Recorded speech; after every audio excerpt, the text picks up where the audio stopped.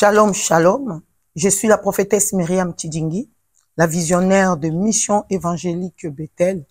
Et là, nous sommes sur notre plateau de Bethel. Partageons autour de la parole. La parole de Dieu, on doit vraiment la partager parce qu'on en a besoin. Et il y a beaucoup de gens aussi dans le monde, ils en ont besoin de comprendre des choses. Si les gens ne sont pas enseignés, si les gens ne comprennent pas la parole de Dieu, comment vous voulez que les gens soient sauvés? Aujourd'hui, sur mon plateau, je ne suis pas toute seule. Je suis avec une très grande servante de Dieu. En tout cas, elle a participé aussi à la réveil au Congo avec son défunt mari. Ils ont travaillé beaucoup au Congo pour la réveil, pour la jeunesse, pour toutes les catégories de personnes. Alors vraiment, c'est le pasteur Babline Musenga. Et je vais la laisser vraiment se présenter elle-même, servante de Dieu. Shalom. Comment vous allez? Ça va. Vous allez bien? Oui, par la grâce de Dieu. Que la gloire soit rendue à notre Seigneur Amen, Jésus-Christ. Yes. On va laisser ce moment aussi dans la main de Dieu. Amen. Je vous demanderai de prier et puis vous allez vous présenter au peuple. Amen. Comme on va partager la parole de Dieu. Amen. On va prier. Seigneur, nous te rendons gloire. Papa, tu es omniscient, omnipotent. Alléluia. Je ne cesserai de le dire, tu es l'alpha et l'oméga de notre vie. Alléluia. Le commencement et la fin de toutes choses. Papa, nous commençons aussi cette journée et cette émission avec toi. Sois béni, sois loué, sois glorifié. Parce que toi, tu es, Seigneur notre Dieu, celui qui est le maître du temps. Et c'est toi qui maîtrises l'histoire.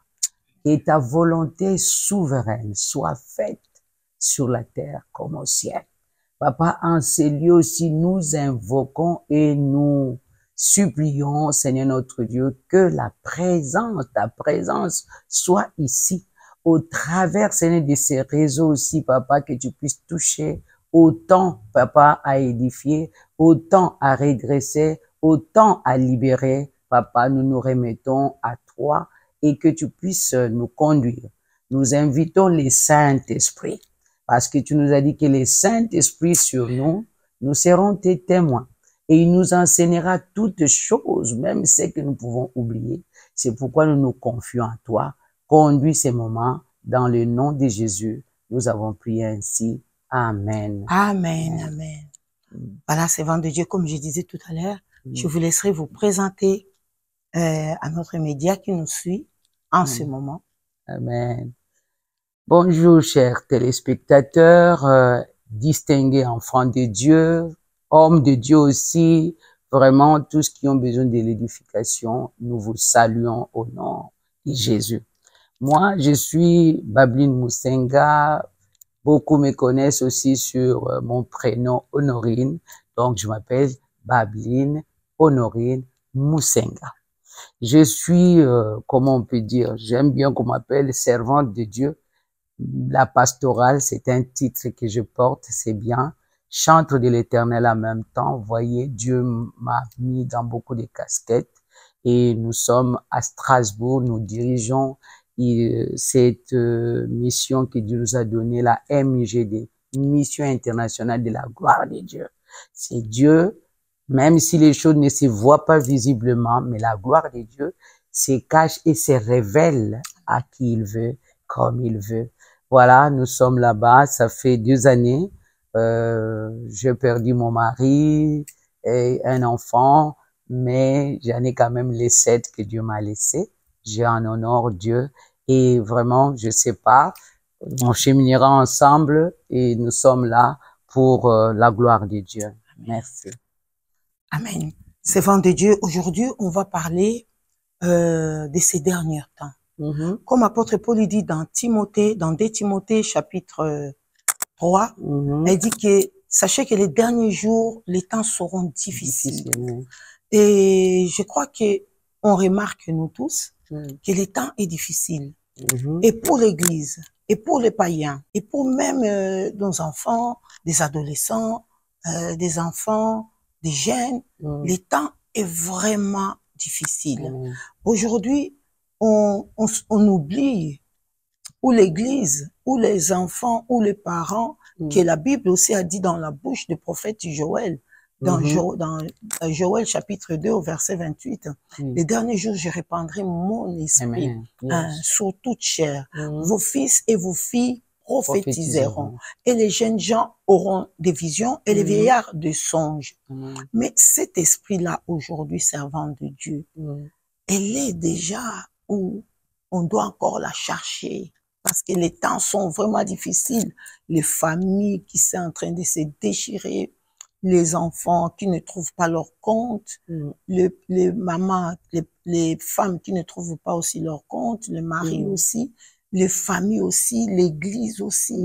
Ces temps-là, vraiment, c'est l'apostasie. C'est quoi nous devons encore entendre vraiment pour qu'on puisse partager autour de cette table cette parole.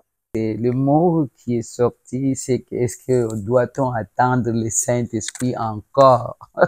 Bon, moi, souvent il y a des choses, je les parle d'une manière joyeuse parce que le Saint-Esprit, c'est un esprit de joie. Et comme on a acquis cela, on doit l'exprimer. Donc, ça me fait un peu de la joie qu'on se pose une question comme ça à ces temps de derniers temps, les derniers jours. Bon, imaginons que ce n'est pas nous qui décidons, hein. Et même Jésus-Christ n'a pas le pouvoir de décider, mais le temps que Dieu a fixé est proche, comme il nous a dit. C'est-à-dire que les événements, les fruits, parce que il nous a dit d'observer l'arbre. Quand on observe l'arbre en été, ça fleurit, ça donne du fruit, et par ces fruits, on peut reconnaître il y a tel fruit. Parce que le temps de la fin, qu'est-ce que Dieu a prédit? On vient de le dire, il a dit, vos fils, vos filles prophétiseront. Est-ce que nos enfants ne prophétisent pas? Point d'interrogation. Moi, je peux répondre que oui, nos enfants prophétisent. Alléluia. Est-ce que les jeunes gens ne prophétisent pas? Si les jeunes gens prophétisent. Et même ces temps de la fin, nous ne pouvons pas les compter qu'aujourd'hui à 2025. Mais même à notre époque où nous avons donné nos vies à Jésus-Christ, les Saint-Esprit étaient dans ces mouvements-là. Donc, et dans ces siècles, on peut dire qu'il a poussé encore. Peut-être nous qui sommes entrés à la première ère, on est en train de voir que non, le temps vraiment a poussé loin. Et il y avait des fruits que le Saint-Esprit avait préconisé. Il nous dira que dans les derniers jours, il y aura des temps difficiles. Est-ce qu'il y a les temps difficiles? Bien sûr qu'il y a les temps difficiles. Et est-ce qu'il y a des fanfarons, des arrogants? Parce que c'est ça la parole de Dieu.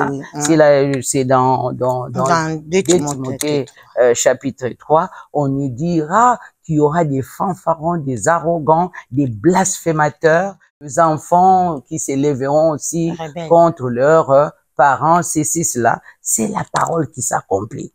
Alors disons, est-ce que les Saint-Esprit, nous l'avons vu ou pas? Oui, le Saint-Esprit est en action. Le Saint-Esprit est en action. Amen. Je suis d'accord avec vous, servant de Dieu. Mais ce que je veux dire, mais qu'est-ce qu'on a perdu? Dans le sens que aujourd'hui, on voit des enfants qui deviennent rebelles. La rébellion qui rentre même à l'église. Même les enfants, la jeunesse, ils veulent plus écouter les dirigeants de l'église, des pasteurs et tout cela. La rébellion n'est pas que dans le monde.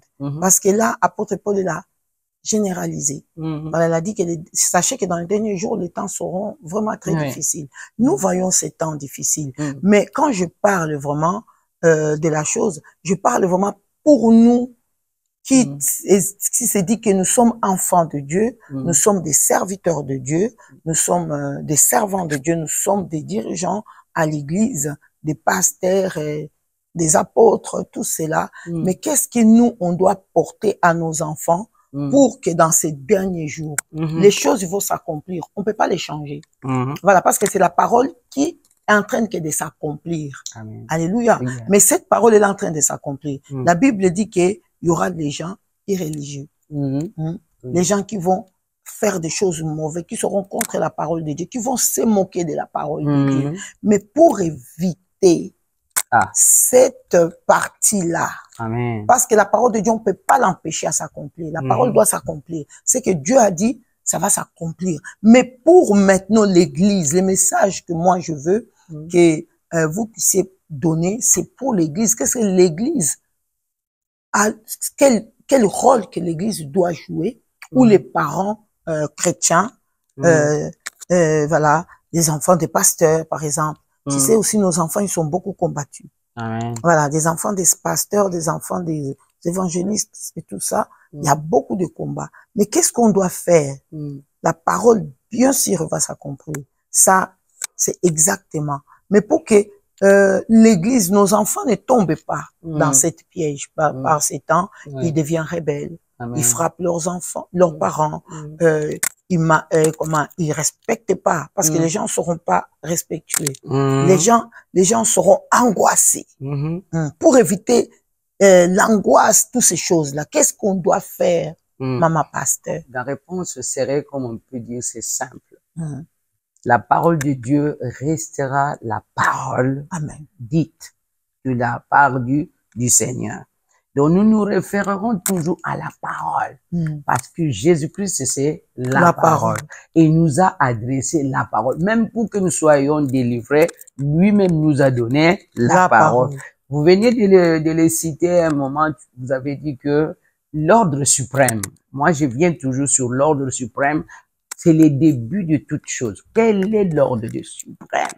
Qu'est-ce que Dieu nous a laissé? Qu'est-ce qu'il a dit que nous puissions faire? Matthieu 28 nous le dit très bien. À partir du 19, tout pouvoir lui a été donné. Et ce pouvoir, il nous a donné et il nous a dit, allez. Nous devons aller faire de toutes les nations mes disciples. Alléluia. La dispola, c'est-à-dire faire que les hommes deviennent disciples du Seigneur. Je tiens bien les mots. Être disciple du Seigneur, être enfant de Dieu, non pas seulement être chrétien, mais être enfant de Dieu, disciple de Jésus-Christ.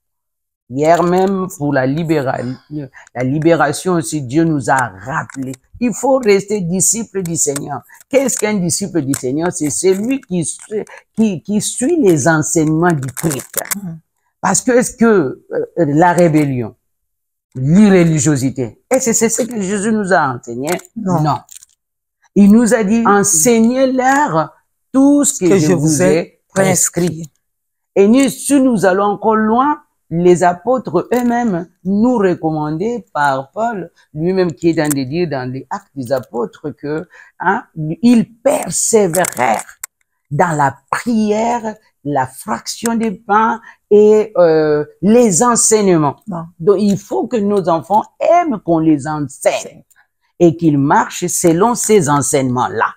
Et moi j'ai toujours dit aussi aux gens que si vous avez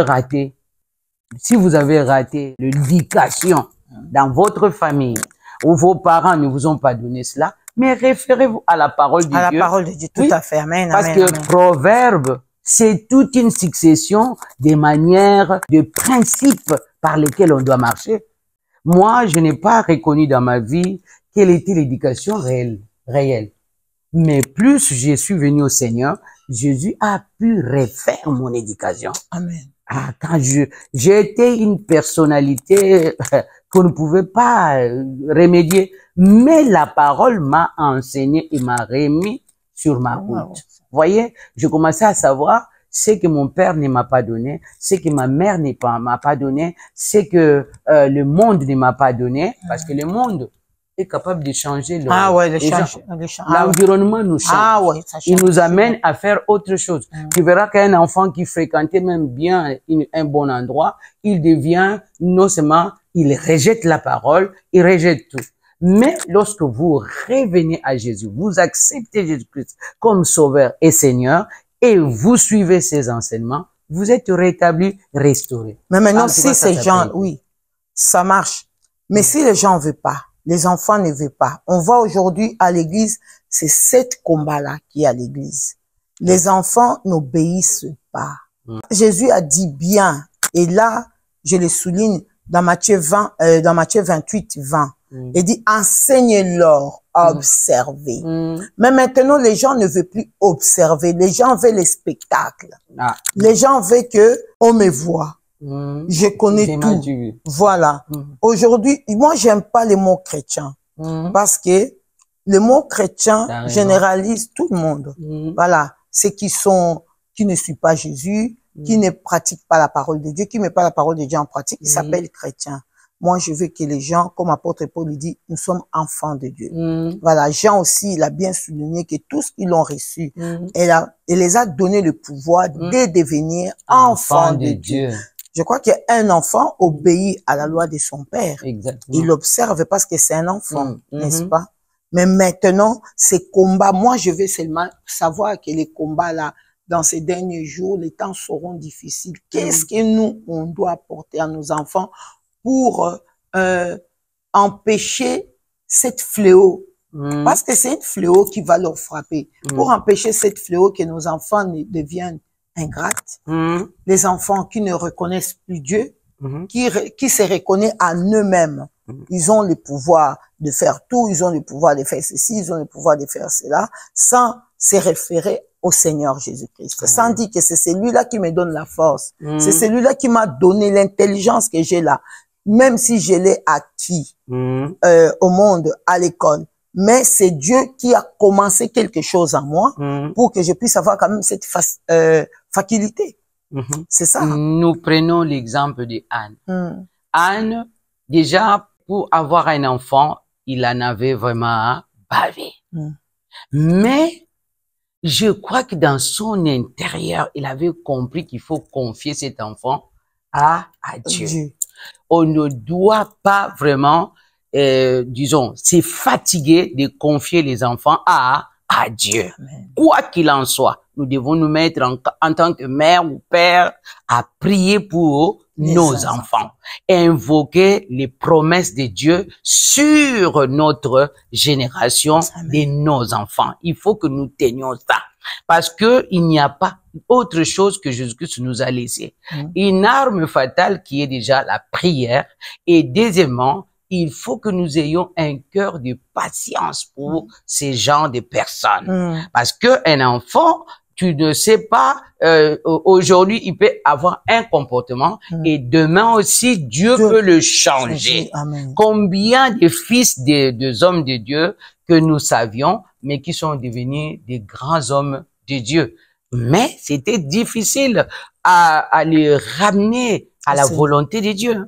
Et puis, quand nous les confions entre les mains du Seigneur, le Seigneur fera le reste. Et l'Église, nous, notre mission, si on ne doit pas, l'Église ne doit pas se décommander, démissionner. Parce que c'est comme l'Église devient démissionnaire. C'est que nous puissions nous occuper de l'œuvre de Dieu comme Dieu le dit.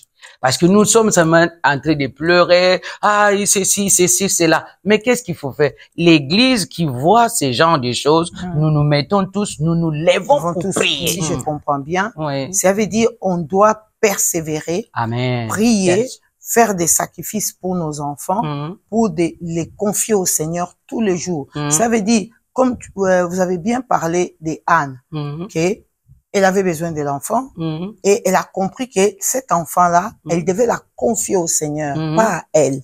Voilà. Ça veut dire, moi, je crois que, pour moi, je comprends que tous les jours, on doit répéter ça au Seigneur pour dire, Seigneur, je te confie mes enfants.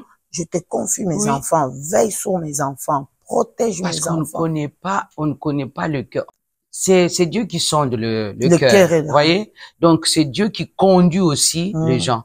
Donc et nous pouvons mettre un enfant au monde, mais nous ne connaissons pas les profondeurs de son cœur. Voilà. Donc c'est Dieu. Et puis en plus encore, nous avons les promesses de Dieu devant nous. Nous ne devons pas renoncer à ces promesses que Dieu s'occupe de notre maison. L'Église ne doit pas renoncer à continuer à prier. Pas baisser les bras. Non. Nous devons continuer à prier, à dire et à proclamer ce que Dieu dit. Dans la bouche de Parce que la Bible nous dit, c'est ce que tu dis qui ça accompli. Donc, nos jeunes gens, ils finiront par être comme nous qui suivons Jésus. Mais Mais nous n'avons pas. amen, l'autre choix. Mm. Comme on est en train de chuter ces vents de Dieu, Mm. parle vraiment, franchement, à un jeune Mm. hein, qui nous suit, Mm. qui se trouve peut-être dans cet moment des difficultés, voilà, qui traverse cette impasse de 2 Timothée 3, dans les temps difficiles. Elle est angoissée, il voit ses parents angoissés, sa famille angoissée, tout le monde autour, des professeurs, des amis angoissés. On voit aujourd'hui dans cette angoisse-là, il y a des suicides à l'école. Il y en a les enfants qui se tirent entre eux. Voilà, ils sont en train de se poignarder entre eux. Pourquoi? Parce que les enfants, ils ont tellement de problèmes aussi à leur âge. Mais non, insiste vraiment pour donner un message fort à un jeune qui est en train de nous suivre, quel que soit le sexe de cet homme-là, de cette jeune-là, qu'est-ce que vraiment elle doit faire et qu'est-ce que aussi les parents doivent faire pour que les promesses que Dieu a dit, comme dans Ésaïe 65, au verset 23, la parole de Dieu dit que vous ne travaillerez pas en vain, vous n'aurez pas des enfants pour les voir périr. C'est une race bénie. Ésaïe a vraiment aussi parlé vraiment fort pour les enfants, ils sont des races bénies. Ça veut dire les parents aussi, ils doivent insister sur ça, de prier tous les jours pour dire, Seigneur, tes promesses, ils doivent s'accomplir. Joël a parlé pour mes enfants. Ésaïe a parlé pour mes enfants. Et toi aussi, Seigneur, tu as parlé pour mes enfants. Il faut que tous ces prophètes-là, ils ont parlé de la part de Dieu.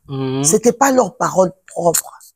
Voilà, c'était la parole que le Saint-Esprit les avait donnée. Et là, vraiment, garde des parents, des jeunes gens aujourd'hui, donne-les vraiment le message d'encouragement. Qu'est-ce qu'ils doivent faire? Les gens qui sont déjà battus, qui n'ont plus l'espoir d'aller à l'église et d'aimer Dieu, parce qu'autour de eux, il y a vraiment des choses qui se passent mauvaises. Amen. Bon, de jeunes gens qui nous suivent en ce moment ici, je ne sais pas quel est ton problème réel.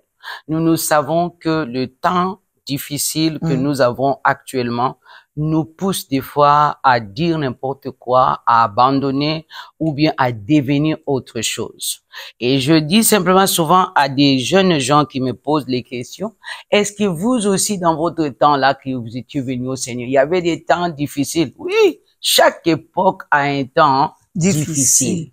Nous, on était dans les temps où les gens s'immolaient, les gens se faisaient n'importe quoi pour ne pas obéir à leurs parents, mais nous sommes sortis vivants. Amen. Et nous avons donné notre vie à Jésus. Moi, je crois à ces dieux-là qui m'a touché moi-même déjà. Moi, je n'avais pas un repère, ni un papa, ni une maman à qui je peux m'appuyer.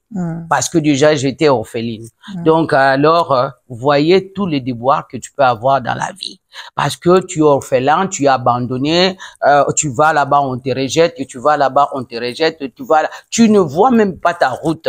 Mais, donner sa vie à Jésus est réel. Amen. Là où je suis, maintenant, je suis devenu la force pour vous encourager. Amen. Jésus a dit lui-même, la parole là, c'est dans tout âge.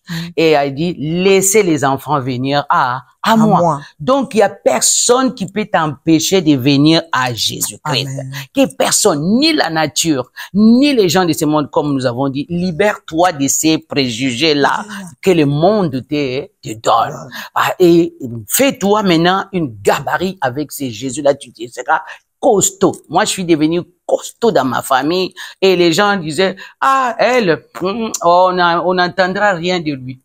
Mais mon frère a changé de langage.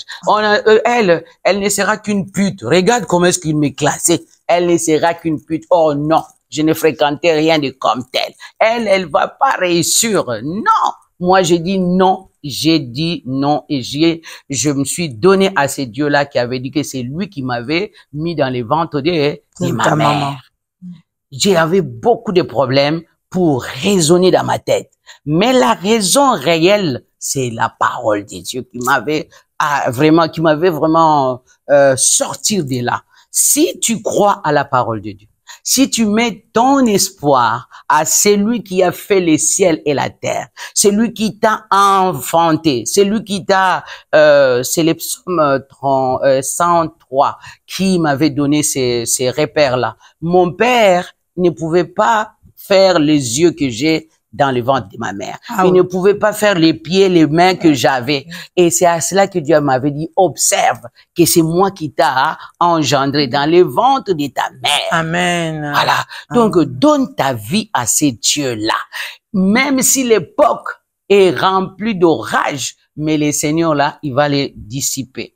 Il te donnera la force, l'éniaque d'aller jusqu'au bout. Amen. Et que tu sois la solution. La solution. Il y a beaucoup de gens, dans ton cas, Dieu t'attend à ce que tu sois la référence de ces hommes-là. Voyez? Donc, si tu perds ton temps à regarder ce que les gens disent, à regarder la nature qui veut t'empêcher d'avancer, tu vas perdre ta dignité. Alléluia. Dieu veut te donner une dignité. Reviens à lui. Écoute la parole de Dieu. Je ne sais pas là où tu es, mais il y a un Dieu. Il y a un Dieu qui te voit. Il pose ses yeux sur toi. Amen. Oui, c'est celle-là que tu dois mettre dans ton cœur. Alléluia. Alors donc, moi, j'ai vu un Dieu qui avait sa main sur ma tête. Il m'avait retiré des grandes eaux de ces mondes. Parce que le monde est comme un grand océan. Où si tu commences à regarder tout ce qui est là-bas, tu t'en es déchiré. Mais lorsque tu relèves tes yeux vers le ciel et que tu regardes à Dieu, et voilà, tu es sauvé. Vraiment, donne ta vie à Jésus. Et tu te diras, mais comment est-ce que je dois donner ma vie à Jésus? C'est ça le vrai problème. Comment donner ma vie à Jésus? Donc, c'est accepter que le Fils de Dieu est venu mourir sur la terre là.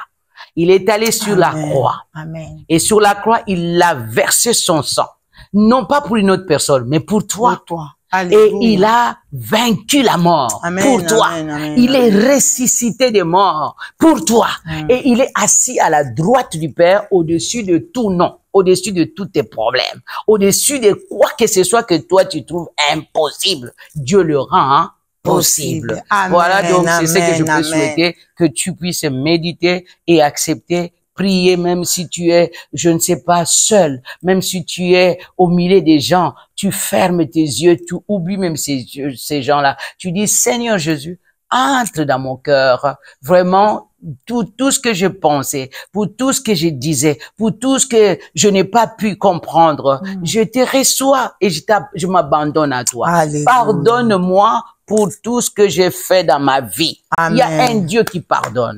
Voilà. Amen. Donc c'est celui-là. Et quand tu fais cette prière de tout ton cœur, Jésus-Christ entrera dans ta vie. Amen. On ne sait pas comment, mais c'est la puissance de ce que Jésus-Christ nous a dit, vous recevrez le Saint-Esprit. C'est celui qui va faire ça. La servante de Dieu nous dit vraiment d'insister et de confesser et de croire. Alléluia. Voilà. Et de ne pas abandonner et de ne pas désespérer, mais de continuer à croire que la promesse de Dieu est vraiment aussi pour toi dans ta vie et dans tout ce que tu es en train de traverser. La promesse de Dieu n'appartient pas aux tiers personnes ou dans un autre pays ou pas dans ton pays. Même dans ton pays, on parle de la famine, on parle des choses comme ça. Mais il faut croire que la promesse de Dieu va s'accomplir. Il s'accomplira vraiment. Vraiment que Dieu vraiment vous bénisse. Nous arrivons à la fin de notre émission. Sur mon plateau, j'étais pas toute seule. J'étais avec le pasteur Babline Msenga, qu'on a vraiment partagé autour de la parole, cet enseignement. Mais ça serait pas la dernière fois. Elle viendra encore, on va encore développer encore beaucoup de choses pour vous parce que on est là pour vous. Amen. Voilà. Posez des questions. Ne restez pas comme ça seulement, vous avez entendu, mais posez aussi des questions pour qu'on puisse aussi, parler encore. Voilà. Et partageons encore autour de la parole avec vos questions. Amen. Et nous, on est là pour accueillir toutes les questions et pour qu'on puisse discuter autour de cette table tous ensemble. Que Dieu vous bénisse. Car à moi, c'est la prophétesse Myriam Tidingi. À très bientôt. Et la servante de Dieu, Pasteur Msenga aussi. Vous saluez tous. Que vous salue, Maman Babé. Ouais. À très bientôt. Bye bye. Ouais.